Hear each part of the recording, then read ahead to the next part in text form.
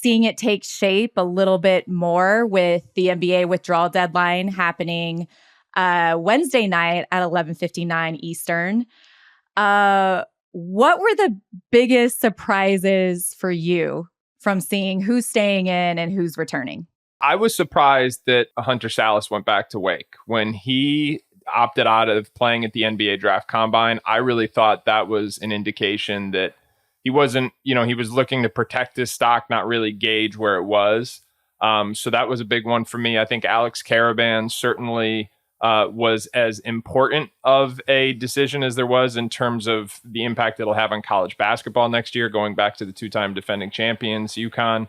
And then I think that Christie, there is Cam Christie is someone who I honestly wasn't surprised. I don't want to say I knew it was happening the whole time, but there was a lot of buzz that he was trying to stay in this draft. I think there was a perception among many that maybe he had a robust NIL market. Maybe his stock could have really jumped up a year from now. I think all of that is true, but given the way his older brother Max handled the process and how it's worked out for him, really, and some of the momentum and just kind of behind the scenes buzz that I heard about Cam at the Combine, I'm not surprised he stayed in, but he was certainly one of the more polarizing decisions. Okay, Cam Christie, I want to get into a little bit later, but UConn reloading, they have to be, I feel like UConn and probably Wake Forest have to be two of the big, and Alabama. We didn't even talk about Alabama with Jaren Stevenson and also Mark Sears coming back. So UConn and Alabama have to be the biggest winners from the withdrawal deadline. Are those two teams, both UConn and Alabama, are they favored, do you think, next year to make a Final Four run because of what they have returning? I think given what UConn has done the last 2 years, they're going to be favored until somebody proves otherwise. But listen, they're losing a lot. Karaban going back means they have one starter going back. Now they retained the vast majority of their second unit, but a lot of times they only played 6 or 7 guys in that Final Four run. So they made some huge additions, obviously getting Liam McNeely, top 10 prospect in the class, to commit late, getting Terrace Reed out of the transfer portal, getting Aiden Mahaney out of the transfer portal. But this is, I think people are just taking for granted that oh yeah, of course they're gonna go back to the Final Four. They're gonna contend for a repeat. That's a lot harder than it is to just say. And it's for good reason that we are giving them the benefit of the doubt, because Danny Hurley and his staff have just been coaching wizards, quite frankly, over the last 2 years. I mean, what they've been able to do, I just like to say they're playing chess when everybody else is playing checkers. And the best example I will give you of that, just quick side point here, is how many college basketball games have you and I watched, KP? And usually when your team is in a big moment, the best coaches, they put their best players in positions to make a play. That's good coaching. You know who your best player is. You get them the ball in his spots, and you try and manipulate the defense to give them the best opportunity to make a play. Well, Dan Hurley doesn't do that. He just figures out what the defense is doing. He figures out their actions, and they run something to get a layup. And I mean a layup. And it happened time and time again down this national championship stretch. It happened in the national championship game itself on more than one occasion. And so it's just why I say they're playing chess and everybody else is playing checkers. So yeah, they're going to be favored until somebody proves otherwise. This is completely off topic, but we look at Cooper Flagg next year and he's going to Duke, but the other school in the running was UConn. One of his best friends, Liam McNeely, his teammate from Mount Verde, obviously committed there. Do you think there's going to be any sort of commitment, remorse, or regret when the season hits? Or do you think who knows he's a good what he's fit at thinking? Duke? Yeah, who knows what he's thinking behind the scenes? I mean, I thought it was interesting that Hurley basically put it out there of hey, we'll kind of alluding to Duke, hey, we'll play anybody, anywhere, anytime. We went to Kansas, we'll play Duke.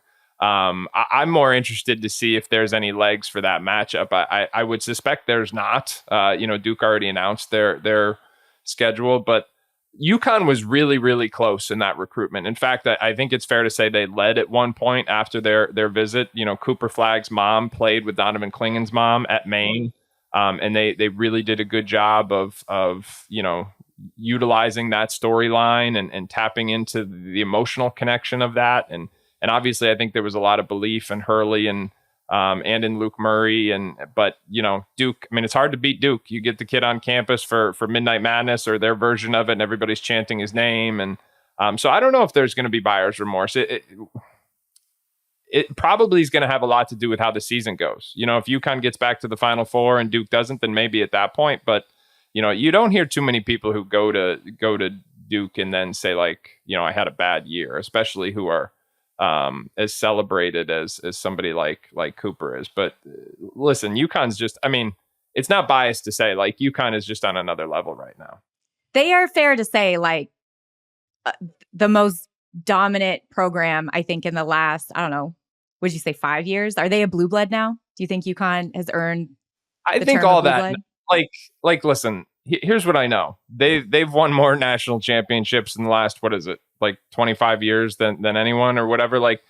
The blue blood stuff, that's just talking head narrative, which I get I am at this point, but their recent history of success is better than anyone's. So call them what you want. Here, I live in Connecticut and everything's the basketball capital, the college basketball capital of America. So everybody's going to have their narratives, but they've been better than anybody over an extended period of time. What that equates to, blue blood or whatever, new blood, who cares? They've just been better than anyone, and especially in the last 2 years.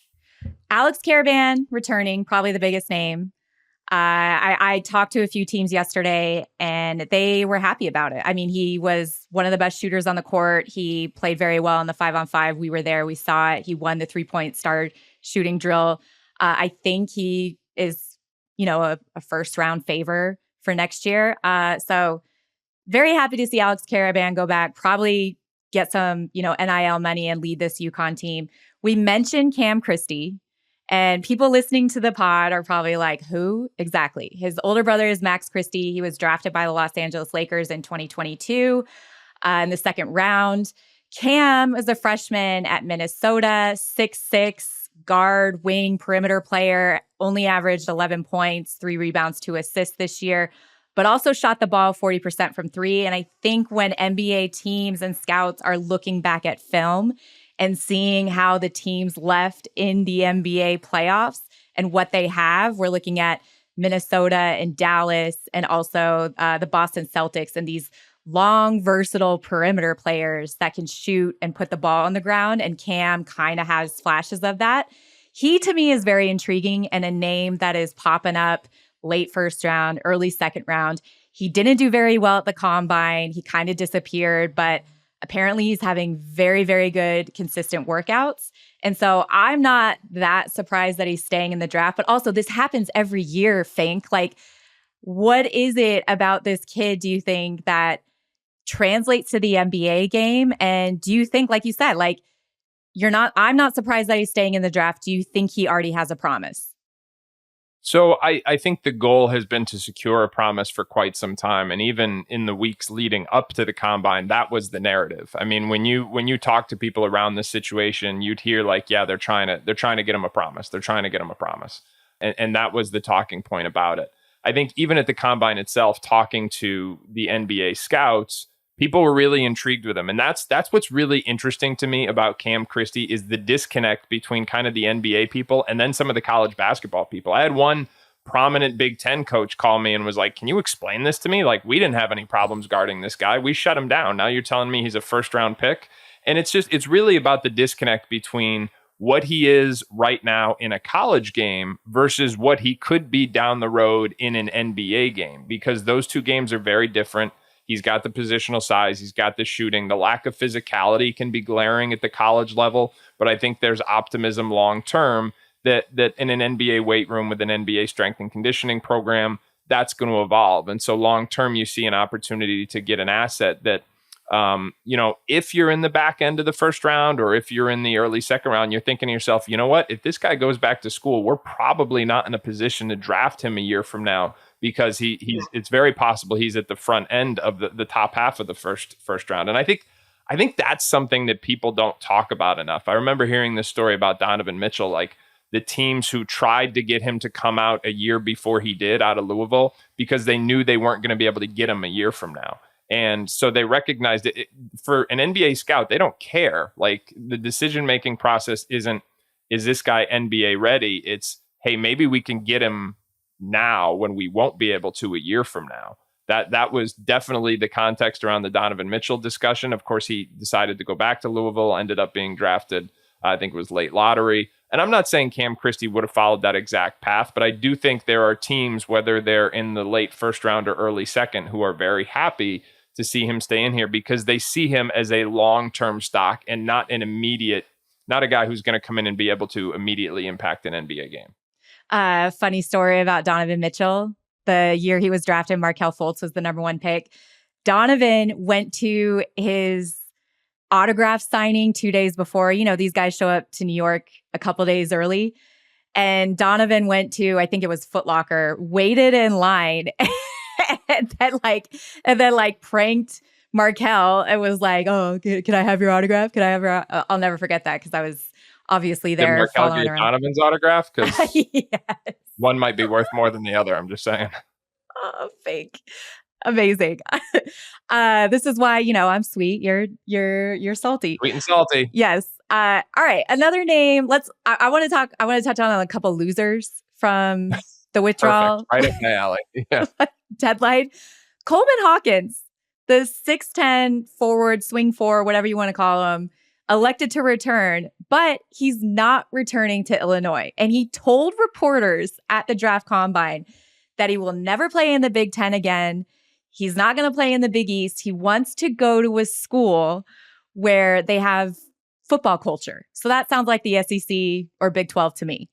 But I just can't believe that he's prioritizing, football tailgating as opposed to returning and playing and helping his draft stock next year. How much of this is a loss for Illinois? I know they have a couple international guys coming in. And where do you think, who's the early favorite to land Coleman Hawkins for his 5th year?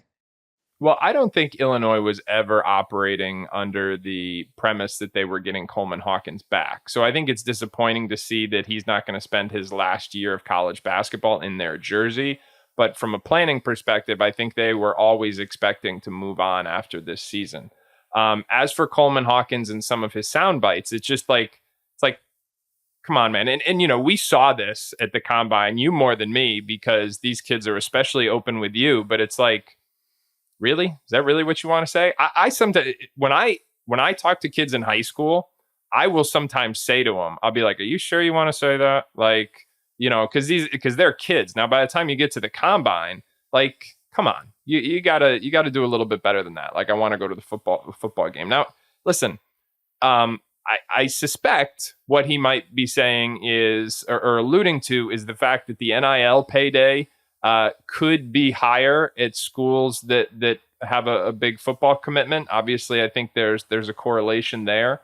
And so I think certainly that's something to keep an eye on, because I don't think Coleman Hawkins is coming back to college basketball for a mediocre payday, given the way that we've seen the NIL market evolve in the last 3 or 4 weeks here, and the amount of big time programs that still need an impact player in the paint. I think Coleman Hawkins is going to command a significant NIL deal. And that to me is the way I translate that comment, is like, hey, I'm coming back to play for a school that has a robust commitment to athletics across the board and can afford to pay me top dollar. That was it's no inside information. That's just my interpretation of that comment. You want to give a hot take as to where you think he's going to go? No, I don't. All right. You? I have no idea. Like, I haven't been following the Coleman Hawkins portal trade. I mean, I'll make a couple calls. You and I both will. We'll call some coaches. We'll figure it out. But at this moment, no. The day after the deadline, no.